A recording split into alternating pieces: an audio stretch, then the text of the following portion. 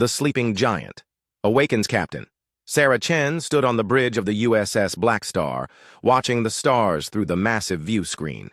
The ship was huge, bigger than any vessel humanity had ever built before. Its black metal hull stretched for over 2 kilometers, covered in armor that could change and adapt to any attack. This was humanity's greatest secret, hidden in the dark corners of space for 20 years.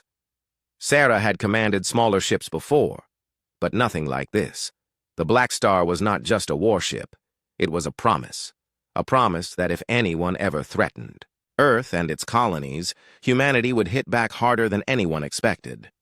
The bridge was quiet except for the soft hum of computers.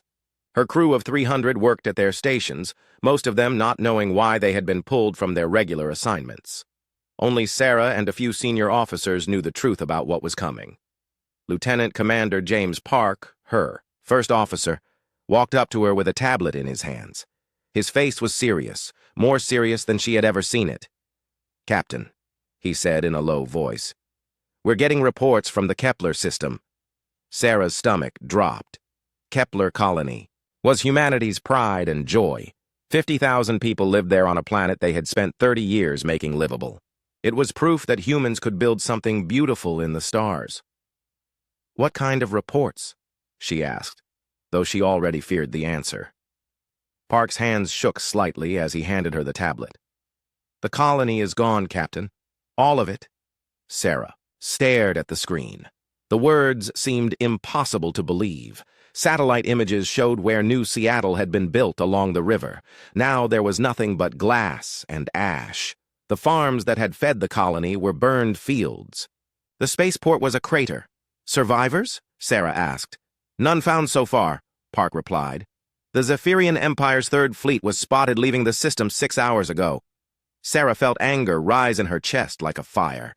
The Zephyrian Galactic Empire had been conquering worlds for 800 years. They ruled over dozens of species, treating them like slaves or killing them if they fought back.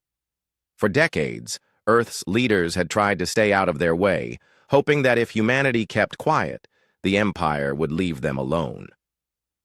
That hope had just died along with 50,000 innocent people. The communication system buzzed. A voice filled the bridge, stern and commanding. "Captain Chen, this is Admiral Webb. Report to Secure Channel 7 immediately." Sarah nodded to Park and walked to her private office behind the bridge. She activated the secured communication system, and Admiral Marcus Webb's weathered face appeared on the screen. The old man looked tired, but his eyes burned with determination. "Sarah," Admiral Webb said without ceremony, "I assume you've heard about Kepler." "Yes, sir." "Are we going to respond?" Admiral Webb was quiet for a moment. Behind him, Sarah could see the busy command center of Earth's secret military headquarters. People in uniform moved quickly between computer stations, their faces grim.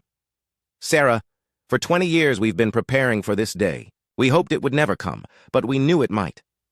The Zephyrian Empire thinks humans are weak. They think we're just another primitive species they can push around or wipe out." The Admiral leaned forward, his voice getting harder. "They're about to learn how wrong they are. The Terran Federation Council met in emergency session 2 hours ago. The vote was unanimous. Humanity is going to war." Sarah felt her heart beat faster. War with the Galactic Empire meant fighting an enemy that controlled thousands of worlds and had fleets of ships beyond counting. It seemed impossible. "What are our orders, sir?" "The Blackstar is our most advanced warship. You and your crew are going to show the Empire what happens when they murder our people.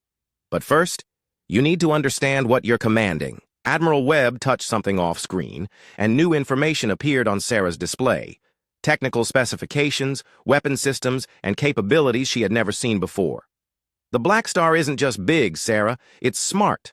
The hull can learn from damage and become stronger. The engines can make jumps that other ships think are impossible. Your weapons can adapt to any enemy defense. This ship represents the best of human engineering and our refusal to accept that something can't be done." Sarah studied the information. The numbers were incredible. The Blackstar could move faster than Empire ships, hit harder, and take more damage. But numbers alone wouldn't win a war against an enemy with thousands of ships. "Sir, even with these capabilities, we're still just one ship against an entire empire. Admiral Webb smiled for the first time during their conversation. It was not a happy smile. Sarah, the Empire has been watching us for decades. They know about our regular fleet, our cruisers, destroyers, and frigates. What they don't know is that we've been building ships like the Blackstar in secret, ships that don't follow their rules of how space combat should work. The Admiral's expression became deadly serious again. The Empire thinks war is about big fleets meeting in open space and pounding each other until one side gives up. They follow rules and traditions that are hundreds of years old. But humans have never been good at following rules, especially when those rules get our people killed. Sarah understood. The Empire expected humanity to fight like other species had fought, with honor, following the accepted ways of galactic warfare. They would line up their ships and trade shots until the weaker side surrendered, but humans had learned warfare on a planet where survival meant being unpredictable, creative, and absolutely ruthless when necessary. Your first mission is to take the Blackstar to the Proxima Centauri system, Admiral Webb continued. Intelligence reports that an Imperial patrol fleet is guarding the jump point there. They're expecting to intimidate any human ships that might try to enter Empire space. Instead, they're going to get their first lesson about what humanity is really capable of. Show them that we don't fight fair, we don't follow their rules, and we don't give up. Ever. Sarah felt the weight of responsibility settle on her shoulders. The Blackstar was more than a ship. It was humanity's declaration that they would not go quietly into the dark. Every person who had died at Kepler Colony, every family that would never see their loved ones again, they deserved justice. Understood. Sir, when do we depart? Immediately. Sarah, I want you to remember something. The Empire has spent centuries believing they're unstoppable. They've never faced an enemy that fights the way humans fight. Use that advantage. Be unpredictable. Be creative. Be absolutely merciless. The communication ended, leaving Sarah alone, with her thoughts. Outside her office, she could hear her crew preparing the ship for departure. They trusted her to lead them, even though most of them still didn't know where they were going or what they would face. Sarah stood up and walked back to the bridge. The stars looked different now. They weren't just distant suns. They were a battlefield where humanity would prove that some lines should never be crossed. Mr. Park, signal all departments. We're departing for the Proxima system in 1 hour.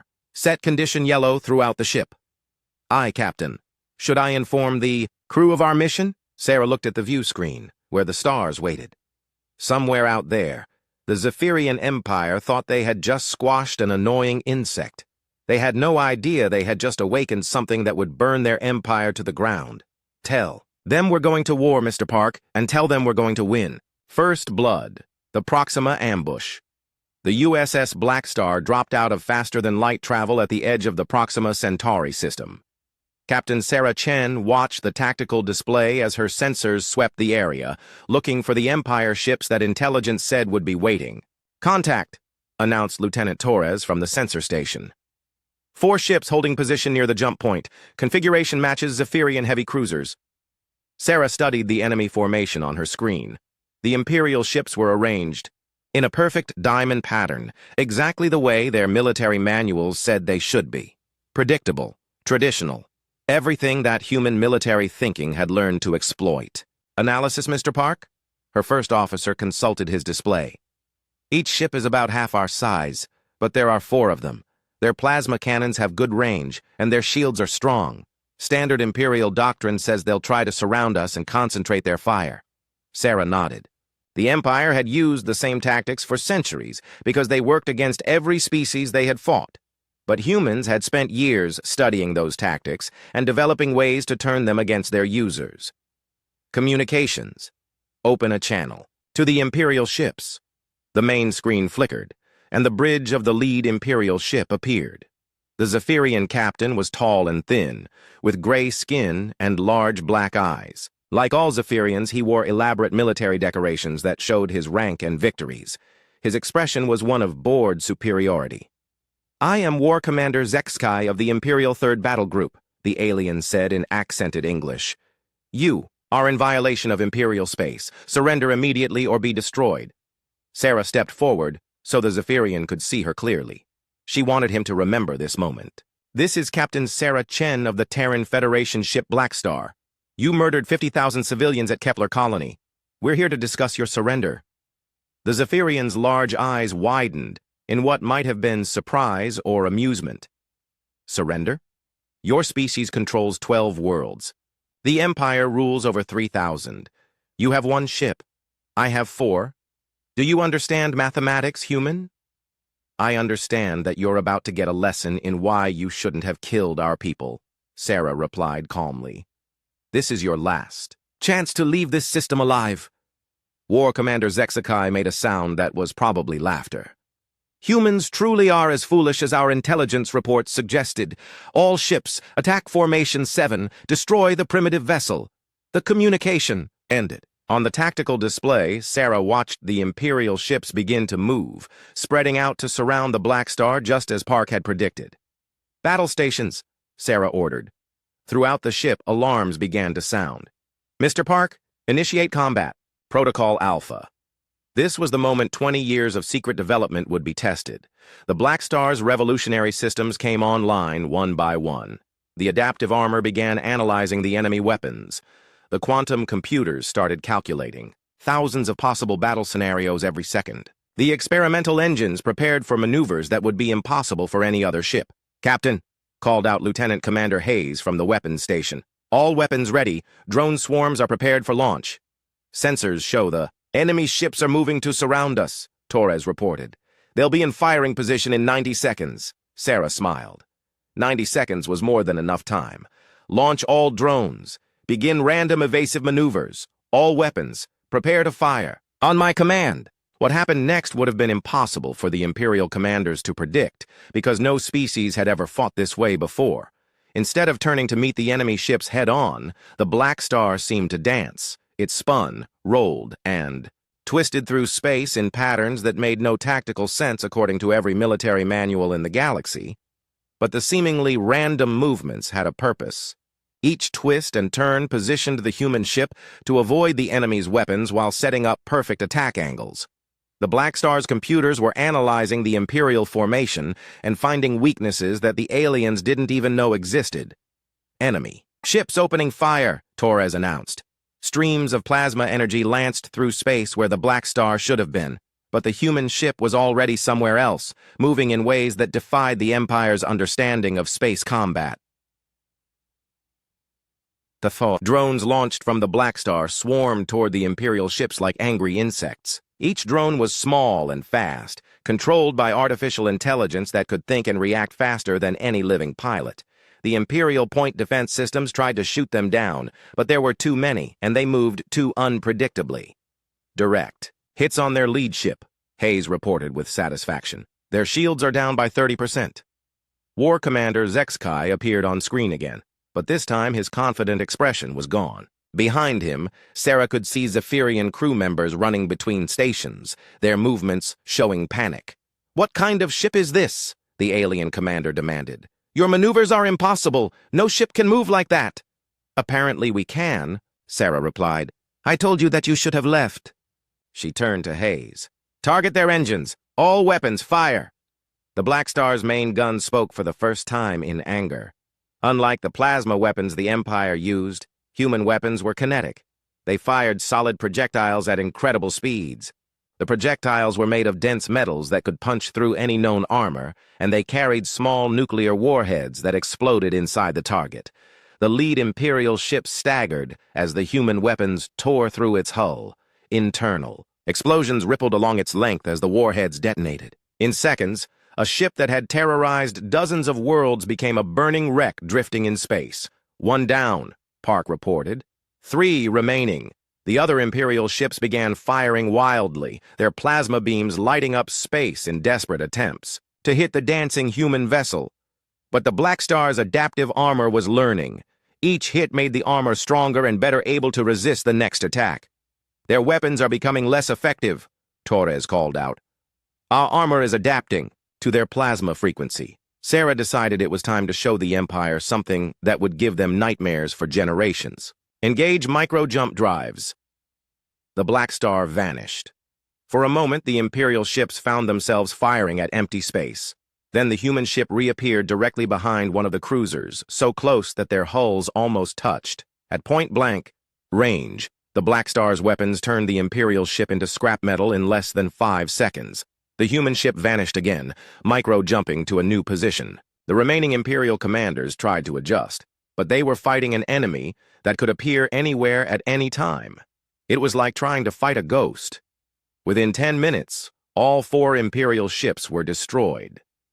The Blackstar hung alone. In space, its black hull unmarked except for a few scorch marks that were already being repaired by the adaptive armor. Sarah looked around her bridge. Her crew was calm and professional, but she could see the satisfaction in their eyes. They had just proven that humanity would not be pushed around by anyone, no matter how powerful they claimed to be. Communications. Record a message for transmission to all Imperial frequencies, Sarah ordered. When the recorder was ready, she spoke directly to the camera. To the Zephyrian Galactic Empire. You killed our people at Kepler Colony.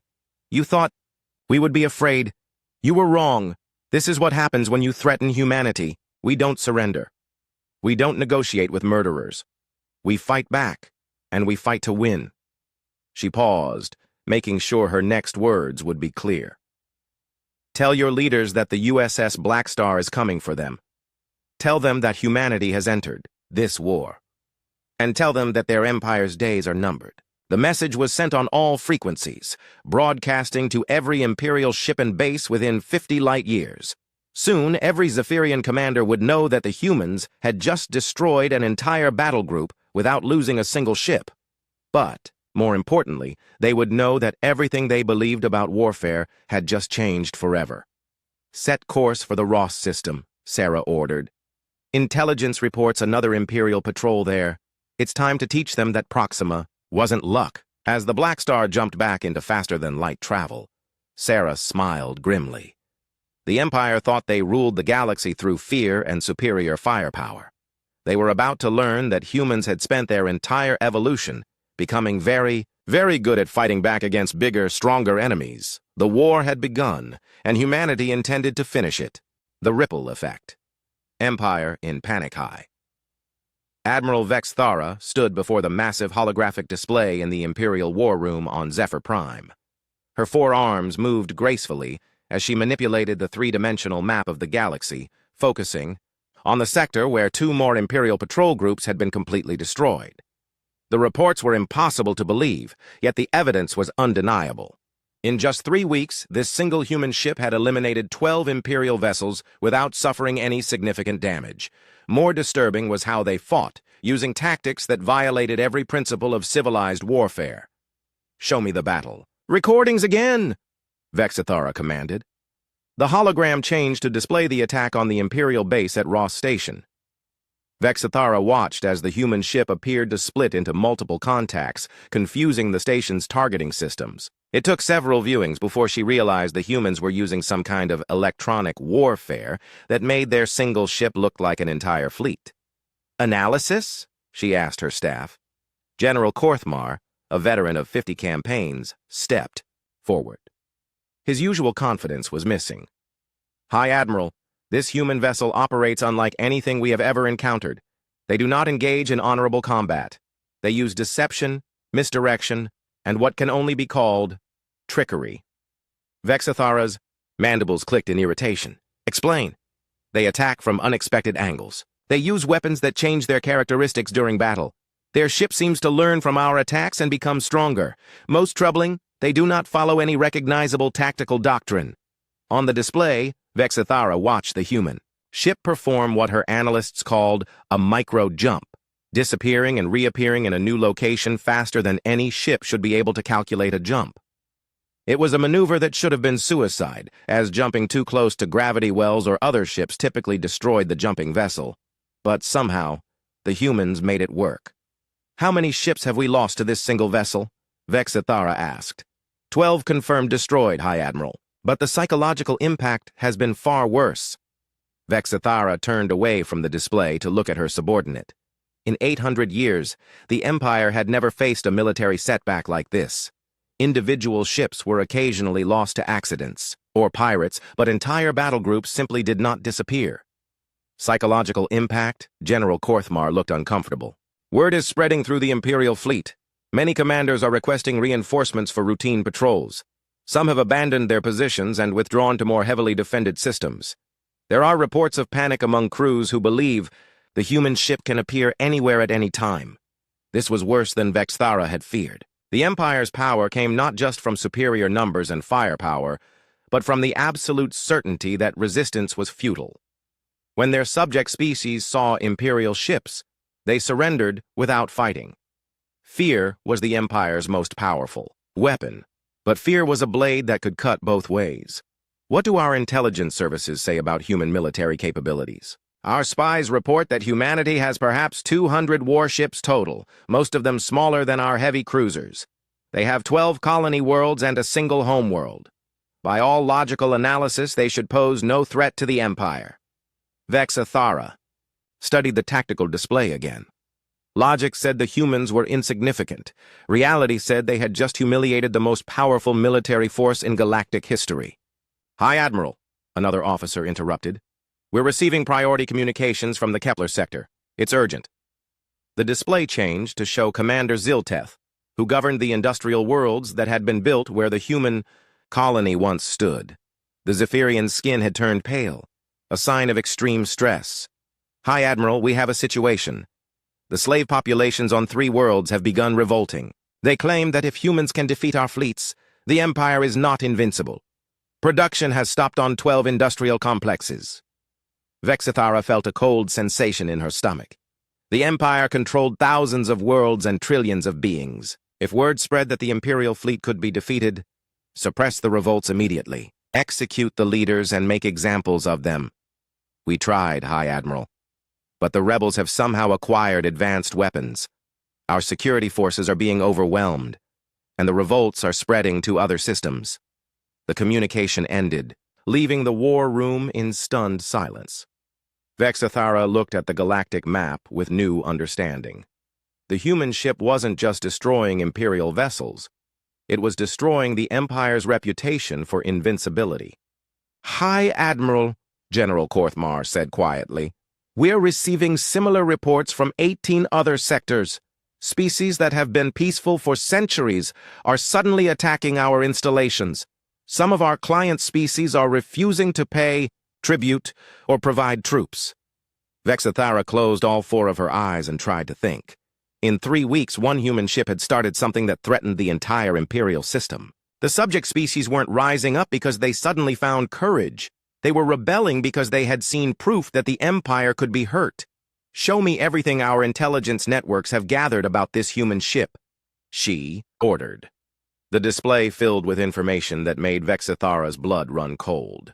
The humans called their ship the USS Blackstar, and it was apparently just one of several vessels being constructed in secret.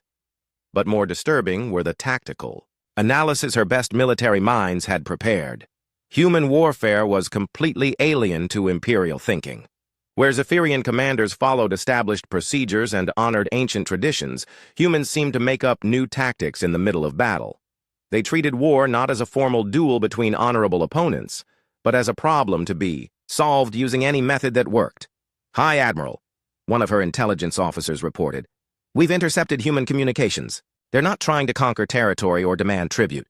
Their stated objective is the complete destruction of the Imperial government. That's impossible. No species has ever attempted total war against the Empire. The humans appear to be different, High Admiral. Our psychological profiles suggest they do not think like other species. When threatened, most races seek to minimize casualties and negotiate for the best possible terms. Humans seem to believe that some enemies must be completely defeated regardless of the cost. Vexthara studied the reports about human history. Their homeworld had been a violent place where survival required constant adaptation and ruthless efficiency. Unlike most spacefaring species, humans had evolved as persistent predators, creatures that won by refusing to give up, no matter how hopeless the situation appeared. What are their weaknesses? She asked. They are few in number. They have limited industrial capacity. Their fleet is small, but High Admiral, they appear to be getting help. What kind of help? Species that we conquered years ago had been secretly developing new technologies. The Altarians perfected stealth systems. The Vegan scientists created adaptive armor. The Centauran engineers designed new weapons. None of these species could challenge us alone, but they appear to be sharing their innovations with the humans. The full scope of the disaster began to dawn on Vexithara. The Empire had spent centuries assuming that conquered species would remain defeated, but apparently many of them had been waiting for someone capable of using their secret weapons effectively. "Hi, Admiral," General Korthmar said urgently. "I'm receiving reports that the human ship has appeared in the Tau Ceti system. They're attacking the fuel depot there." Vexithara watched the tactical display as another Imperial installation was reduced to burning wreckage. But this time she noticed something new. The attack was more efficient than previous battles. The human ship had learned from each engagement, becoming deadlier with every victory. "How long before they reach the core systems?" she asked. "At their current rate of advancement, perhaps 6 months, High Admiral." 6 months. In less than a standard year, one human ship and its allies could threaten the heart of an empire that had dominated the galaxy for 8 centuries. "Issue emergency. Orders to all fleets," Vexithara commanded. "I want every available ship moved to defend our core systems. Cancel all expansion operations. Stop all routine patrols. Everything we have must be concentrated for the defense of Zephyr Prime." "High Admiral, that will leave our outer territories virtually undefended." "The outer territories are already lost," Vexithara replied bitterly. "The humans have taught our subject species that we can be beaten. Even if we destroy their ship tomorrow, the revolts will continue. Our only hope is to make our core systems so heavily defended that even these impossible humans cannot break through." As her staff began implementing the emergency orders, Vexithara stared at the galactic map. Red indicators showed systems in revolt, yellow markers indicated Imperial forces in retreat, and at the center of it all, a single blue dot representing the human ship that had started the Empire's collapse. For 800 years, the Zephyrian Empire had believed that superior firepower and ruthless efficiency made them invincible. They had conquered every species they encountered because those species fought the way civilized beings were supposed to fight, with honor, following established rules, accepting defeat when victory became impossible. The swarm unleashes humanity's true nature. Captain Sarah Chen studied the tactical display showing the Vega system, where the largest Imperial fleet she had ever seen was waiting. 300 ships arranged in defensive formations around the industrial complexes that supplied the Empire's war machine. But for the first time since the war began, the Blackstar was not alone. "Incredible," whispered Lieutenant Commander Park from his station. "I never imagined we had built so many." Through the view screen, Sarah could see them. 47 ships that looked similar to the Blackstar, but each one unique. Some were sleeker and faster. Others were larger and more heavily armed. All of them had been built in secret over the past 20 years, using the lessons learned from each design. The USS Nightfall was equipped with stealth systems that made it nearly invisible. The USS Thunderstorm carried experimental weapons that could disrupt enemy electronics from light years away. The USS Relentless was a massive battleship that could take enormous damage and keep fighting, but the ship that impressed Sarah the most was the USS Defiance, commanded by Captain Maria Santos. It was smaller than the Blackstar, but faster and more agile. Santos had requested the assignment specifically because her brother had been living on Kepler Colony when the Empire destroyed it. "All ships, this is Admiral Webb," came the voice from Earth's hidden command center.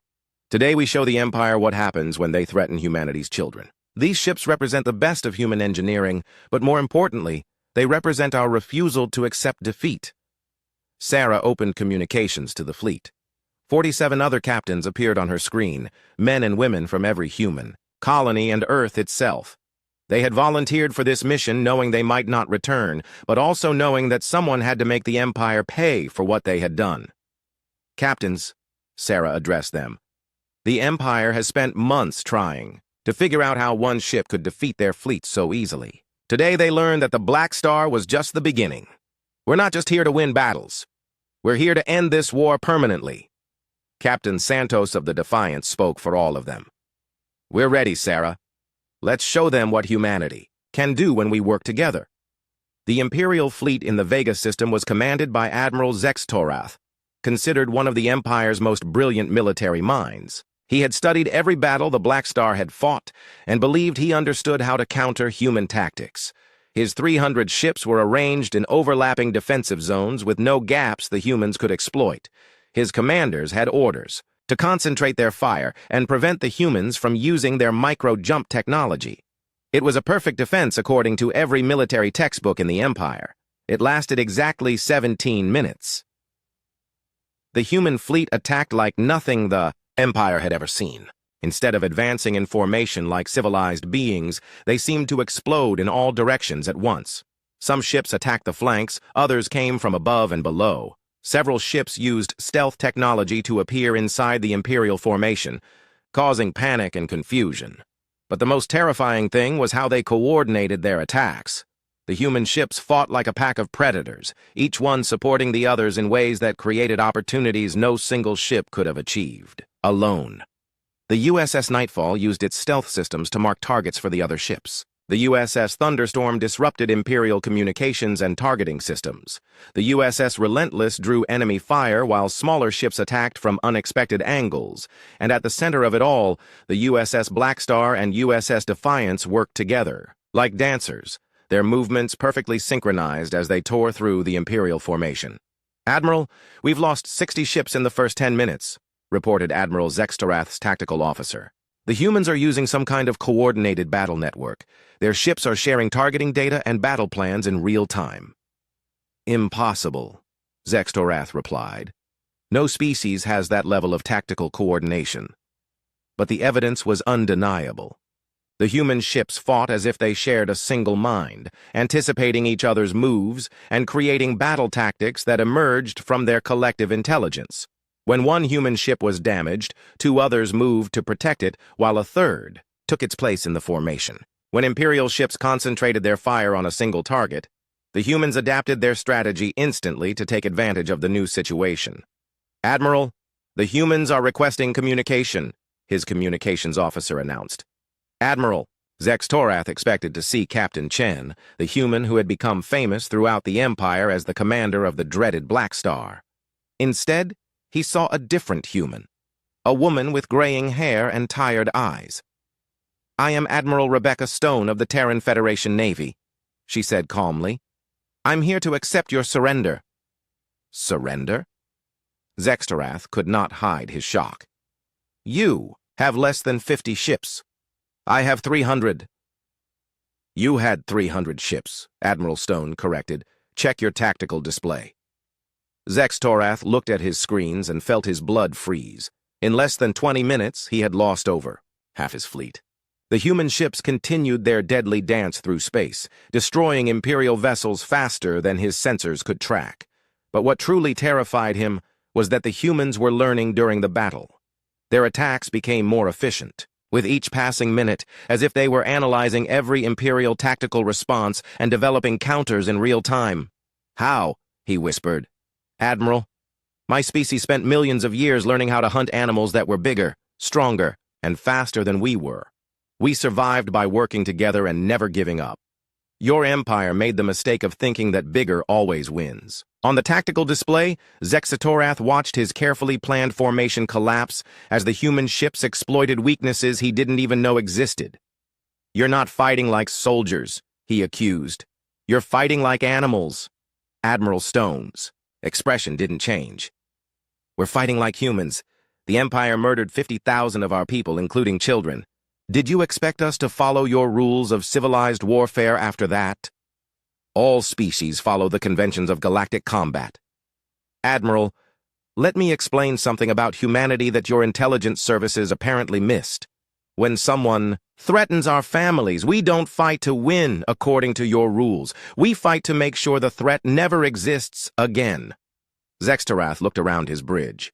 His crew was staring at their instruments in horror as ship after ship disappeared from the tactical display. The humans weren't just winning. They were demonstrating a level of tactical superiority that made the Empire's 800 years of military dominance look like a joke. "What do you want?" he finally asked. "Complete surrender of all Imperial forces in this system. Your ships will be impounded, and your crews will be transported to prisoner-of-war camps. The industrial facilities here will be shut down permanently. And if I refuse? Admiral Stone gestured to her tactical display. Admiral, in 25 minutes, my ships have destroyed 180 of your vessels while losing none of their own. Do you really want to see what happens if I stop offering you the chance to surrender? Zextorath looked at his remaining ships. They were scattered and demoralized, many of them already trying to retreat from the battle. His perfect defensive formation had become a chaotic mess where his own ships were getting in each other's way. Meanwhile, the human ships continued their deadly coordination, moving through space with a precision that seemed almost supernatural. All Imperial ships, Zextorath finally broadcast, "Cease fire and prepare to surrender. Lower your shields and power down your weapons." As the Imperial fleet surrendered, Admiral Stone appeared on screens throughout the Vega system. Her message was broadcast on all frequencies, ensuring that every being in the system would hear it. To all Imperial forces, and to anyone listening throughout the Empire, today you have seen what happens when humanity goes to war. We didn't start this fight, but we will finish it. The Empire's days of murdering innocent people are over. She paused, making sure her next words would be clearly understood. We are not conquerors. We don't want your worlds or your resources, but we will not allow the Empire to continue enslaving and murdering innocent people. Every Imperial fleet that continues to fight will face the same fate as the one you just witnessed.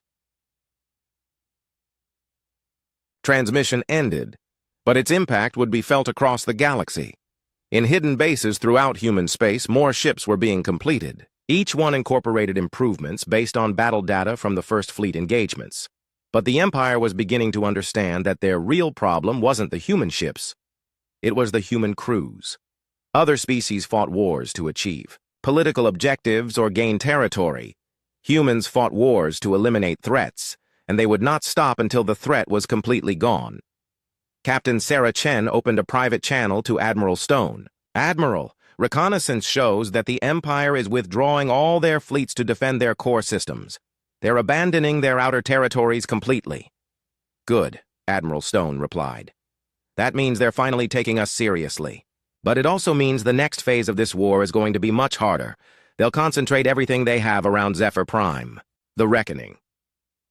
When Earth's children come home. The space around Zephyr Prime looked like a fortress built among the stars. High Admiral Vexithara had gathered every ship the Empire could spare, 10,000 vessels ranging from massive dreadnoughts to swift patrol craft. Defensive stations bristled with weapons, and mines filled the space between planets like a deadly cloud. It was the largest military force ever assembled in galactic history, concentrated around the Empire's capital world to face an enemy fleet of less than 300 human ships. The mathematics should have been simple. 10,000 against 300 meant the Empire would win through sheer numbers, even if the humans had superior tactics. But as Vexithara studied the approaching human fleet on her displays, she felt no confidence in victory. 6 months of warfare had taught the Empire painful lessons about humanity. They didn't fight like any other species. They turned disadvantages into weapons and found ways to win battles they should have lost. Most disturbing of all, they seemed to become more dangerous as the war continued. "Hi, Admiral," her communications officer announced. "The humans are requesting to speak with you." "Put them through."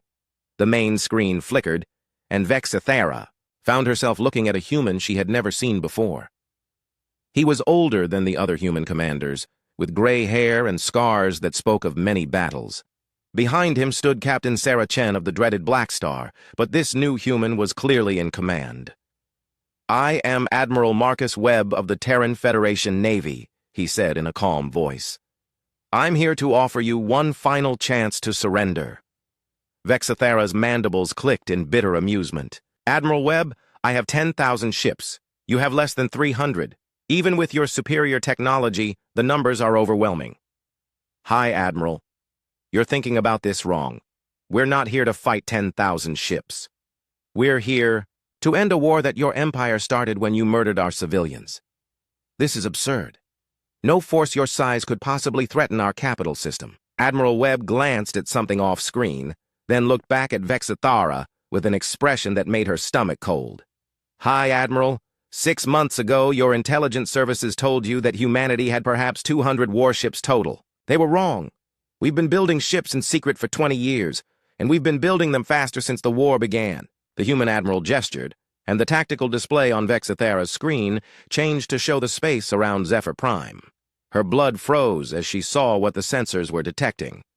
The 300 ships she had been tracking were just the advance force. Behind them, more human vessels were dropping out of faster-than-light travel. Hundreds of them. Then thousands. "What you're seeing now is the entire Terran Federation Navy," Admiral Webb continued.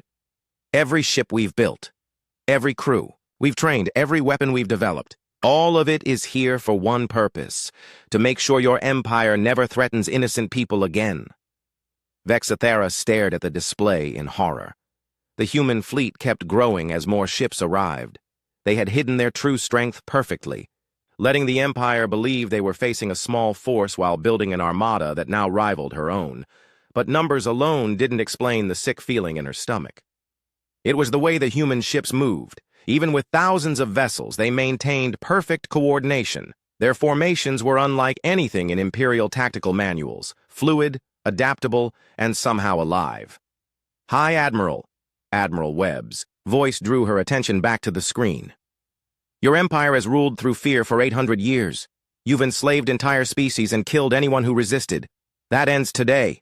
You cannot destroy an empire that controls 3,000 worlds. We're not here to conquer your worlds, High Admiral. We're here to free them. Every species your empire has enslaved, every world you've conquered, they're all going to be given the chance to govern themselves." Vexithara felt the foundation of everything she believed beginning to crumble.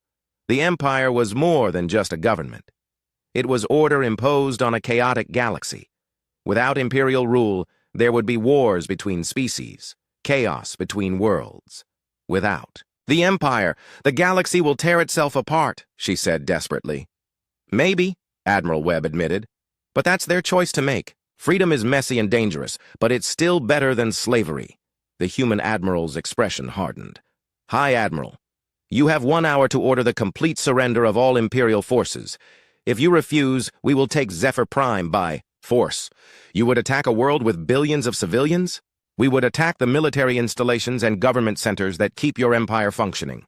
But if your commanders choose to fight in populated areas, the responsibility for civilian casualties will be yours, not ours." The communication ended, leaving Vexithara alone with her thoughts and the tactical display that showed humanity's true strength. Around her, the Imperial War Room buzzed with activity as her staff tried to process what they were seeing. The human fleet was arranging itself in formations that made no sense according to traditional military thinking. Instead of massing for a single decisive attack, they seemed to be preparing for dozens of simultaneous operations. "High Admiral," General Korthmar approached her station. "Our analysts believe the humans are planning to attack our defensive stations while simultaneously landing ground forces on the planet. It's tactically impossible to coordinate so many operations at once. General, nothing about human warfare has been possible according to our understanding. Why should this be different?" On the tactical display, Vexithara watched the human ships begin their approach.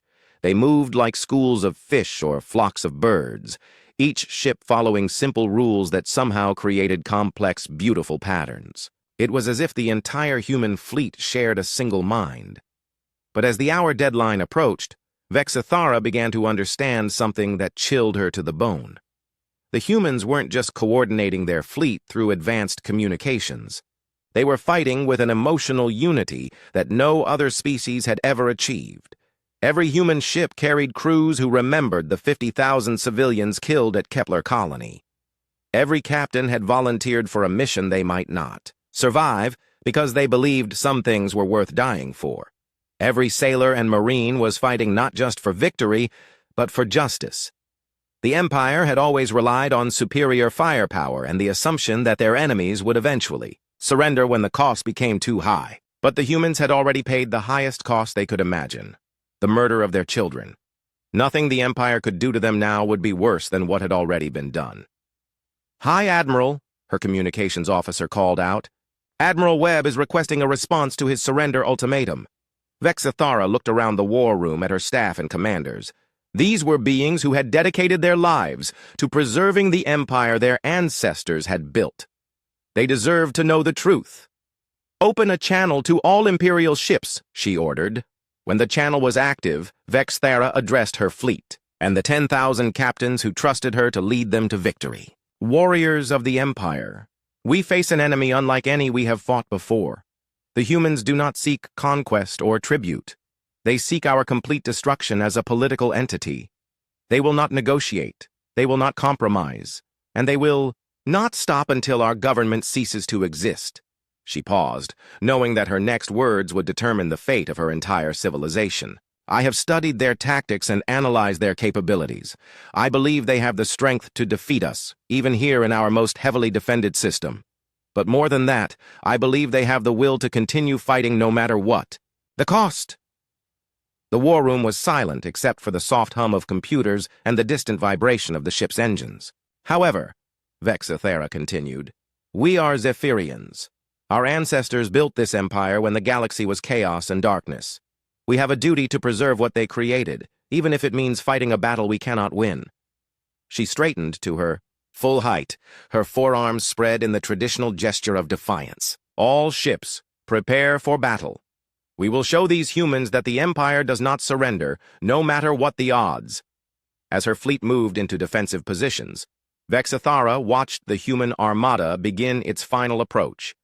On her screen, Admiral Sol Webb appeared one last time.